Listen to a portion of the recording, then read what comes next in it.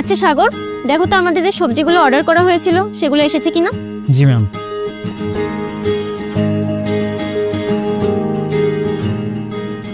Madam, আপনি নাকি আমাদের রেস্টুরেন্টের বেঁচে যাওয়া খাবারগুলো শাওনকে ফেলে দিতে বলেছেন? হ্যাঁ, তো আমাদের রেস্টুরেন্টে প্রতিদিনই নতুন খাবার বানানো হয়, তাহলে পুরোনো খাবার রেখে কি করব? এজন্য ফেলে দিই। বাট ম্যাম, এতগুলো খাবার ফেলে দেওয়া তো কোনো ঠিক কাজ না। লিসেন শেফ, আমাদের রেস্টুরেন্টে কখনো বেঁচে যাওয়া খাবার ব্যবহার করা হয় না। তাছাড়া এই খাবারগুলোর জন্য পাত্রগুলো ব্লক হয়ে থাকে, এজন্যই ফেলে দিই। ম্যাম, যদি কিছু মনে না করেন, আমাদের এই বেঁচে যাওয়া খাবারগুলো কি আমি নিতে পারি? কেন? ওই খাবারগুলো তুমি খাবে নাকি? না ম্যাম, অ্যাকচুয়ালি আমাদের রেস্টুরেন্টটা বন্ধ হওয়ার পরে আমাদের বেঁচে যাওয়া খাবারগুলো আমি এই পাশের বস্তিতে একটু বিলিয়ে দিতে চাচ্ছিলাম। ও আচ্ছা, তোমার কি মনে হয় রাত 11টার পর বস্তির লোকগুলো জেগে থাকবে? তুমি কখন খাবার নিয়ে যাবে সেই আশে? না ম্যাম, আসলে ওই বস্তিতে এমন অনেক লোক আছে যারা রাতে কিছু না খেয়ে ঘুমিয়ে যায়। তুমি যদি রাত 11টার পর খাবার বিলি করতে যাও, তাহলে পরদিন সকালে এসে রেস্টুরেন্ট কে খুলবে শুনি? ম্যাম, আমি সকাল সকাল এসে রেস্টুরেন্ট খুলে দেবো। এই, তুমি এখান থেকে যাও তো, আর গিয়ে খাবারগুলো ডাস্টবিনে ফেলো। একটা খাবারও কাউকে দেওয়া হবে না। ম্যাম প্লিজ একটু বোঝার চেষ্টা করুন, আমাদের বেঁচে যাওয়া খাবারগুলো ফেলে দেওয়ার থেকে কাউকে বিলিয়ে দেওয়া তো অনেক ভালো কাজ। এটা তোমার যা মন চাই তুমি তাই করো, তবে আমার সময় নষ্ট করো না। আর হ্যাঁ, কাল সকালে টাইমলি এসে রেস্টুরেন্ট খুলবে, দেরি যেন না হয়। ঠিক আছে ম্যাডাম।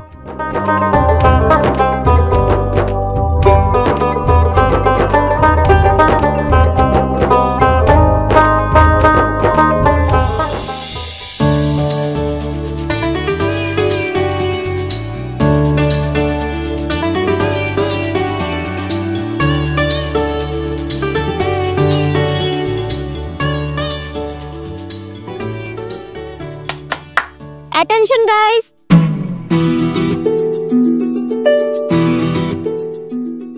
আজ আমাদের রেস্টুরেন্টের 5 বছর পূর্ণ হয়েছে। So big round of collapse for that. এই খুশির সাথে আরো একটি খুশির সংবাদ আছে। আজ আমরা রেস্টুরেন্ট বন্ধের পর একটি বড় করে পার্টির আয়োজন করেছি। সবাই পার্টিতে জয়েন করবে। ওকে, তাহলে তোমরা তোমাদের কাজ করো। Okay okay madam.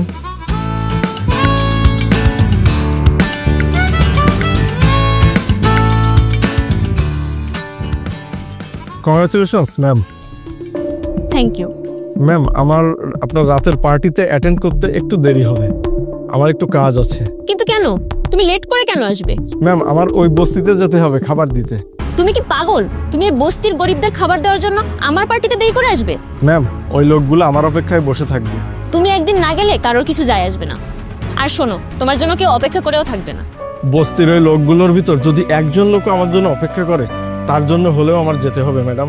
ও আচ্ছা, তাহলে তুমি এসব করে ওদের মালিক হতে চাও? না না ম্যাডাম, মালিক হতে চাই না।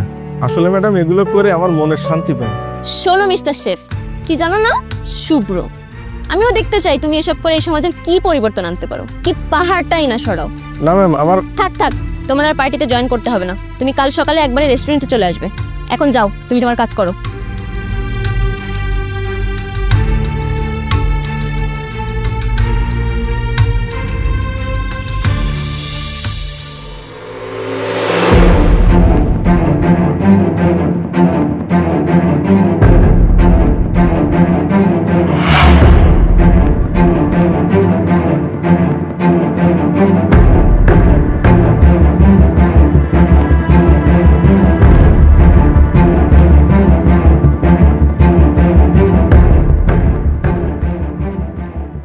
Ma'am, extremely sorry ma'am. আজ আমার অনেক আগেই আসার কথা ছিল, বাট আমি একটু লেট করে ফেললাম। Extremely sorry ma'am. আসলে ম্যাম, গতকাল অনেক খাবার বেঁচে গিয়েছিল, তো তাই পাশের অন্য একটা বস্তিতে খাবার দিতে গিয়েছিলাম, তাই বাসায় ফিরতেও আমার একটু রাত হয়ে গেল। তাই ম্যাডাম, আসতে আমার আজ একটু লেট হয়ে গেল, কিন্তু এমনটা আর কখনোই হবে না madam. It's okay Shubhra, relax, কোনো সমস্যা নেই। বাট ম্যাম, আপনি তো বলেছিলেন খাবার দেওয়ার জন্য রেস্টুরেন্টে দেরি করে আসা চলবে না। তুমি কোনো টেনশন করো না তো, আমি বরং তোমার কথা বুঝতে দেরি করে ফেলেছি, তার জন্য আমিই সরি। বাট ম্যাম, আপনি এসব কি বলছেন? আমি তো কিছুই বুঝতে পারছি না। আজ আমি একটু সকাল সকালে রেস্টুরেন্টে চলে এসেছিলাম। আমি যখন রেস্টুরেন্টে ঢুকতে যাব তখন ম্যাডাম একটু শুনবেন, এটা কি আপনার হোটেল? হোটেল? আচ্ছা যাই হোক, হ্যাঁ আমার। কিন্তু কি হয়েছে? ম্যাডাম, আপনি তো মানুষ না, আপনি ফেরেশতা। আপনি কি জানেন, আপনার এই হোটেলের খাবারের জন্য আমার বস্তির লোকজনের না খেয়ে ঘুমোতে হয় না, ওরা ভরা পেটে ঘুমায়। আমার রেস্টুরেন্টের খাবারের জন্য? হয়, কিছুদিন ধরে এক ভাই সাহেব আমাকে বস্তিতে খাবার দিতে যায়। ওই খাবারের প্যাকেটের উপর আপনার এই হোটেলের নাম লেখা দিয়েছি। 2 দিন ধরে আমার বাচ্চা দুটো না খেয়েছিল, আমি কোনো খাবারও জোগাড় করতে পারছিলাম না। ওই দিন যদি ভাই সাহেব এই হোটেলের খাবার আমার বস্তিতে না নিয়ে যেত, আমার বাচ্চা দুটো না খাতে পেরেই মারা যেত।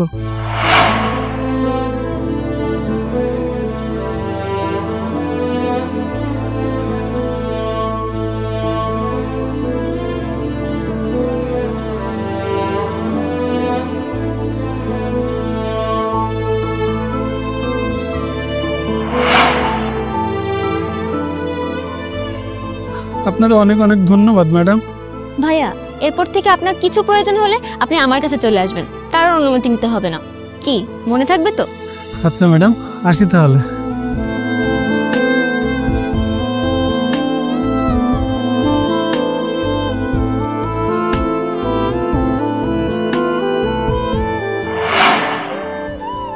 আসলে আমি তখনই বুঝতে পারলাম তোমার এই খাবার বিলিয়ে দেওয়ার মাধ্যমে তুমি কত মানুষের ক্ষুধা নিবারণ করো।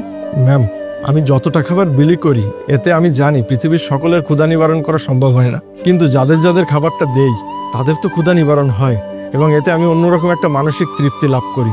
তোমার কোনো আইডিয়াই নেই তুমি এভাবে মানুষের সাহায্য করে সমাজের কত বড় পরিবর্তন করছো।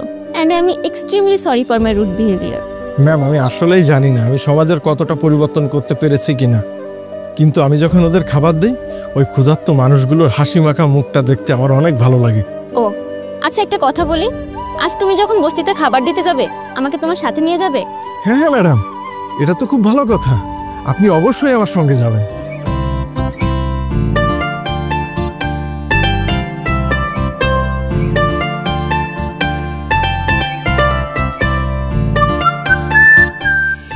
এই পৃথিবীতে আমরা সবাই টাকা পয়সাকে কেন্দ্র করেই ঘুরছি, তবে তার মাঝেও এই সমাজে এমন কিছু মানুষ আছে যারা একদম নীরবে নিভৃতে নিঃস্বার্থভাবে সমাজের কল্যাণের জন্য কাজ করে যাচ্ছে। আমাদের আজকের এই ভিডিওটি শুধুমাত্র তাদেরকে স্যালুট জানানোর উদ্দেশ্যেই তৈরি করা। ধন্যবাদ সবাইকে।